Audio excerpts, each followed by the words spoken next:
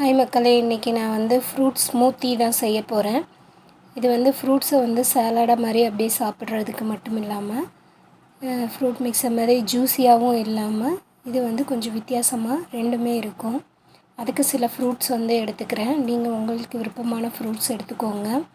Citrus fruits எடுத்துக்காதீங்க. நான் வந்து ஆப்பிள் பொடி பொடியாக கட் பண்ணி வச்சுருக்கேன். அதே போல் grapes, green grapes, black grapes எது இருந்தாலும் ஓகே. நீங்கள் அதை உங்களுக்கு விருப்பமான ஷேப்பில் கட் பண்ணிக்கலாம். நான் இப்படி வட்ட வட்டமாக சின்ன சின்னதாக வந்து கட் பண்ணியிருக்கேன்.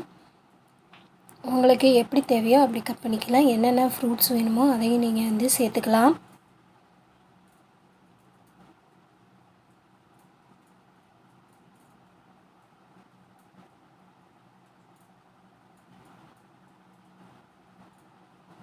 இது எல்லாத்தையும் ஒரு பவுலில் போட்டு ஒன்றா கலந்து வச்சுக்கலாம்.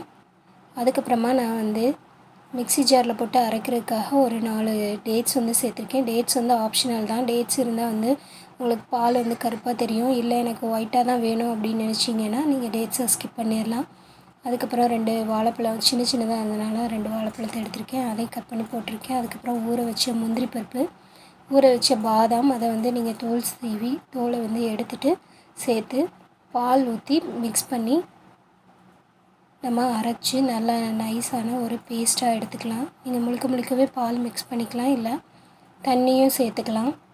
நான் பால் எல்லாத்தையும் சேர்த்து இந்த மாதிரி நைஸான பேஸ்ட்டாக அரைச்சிருக்கேன்.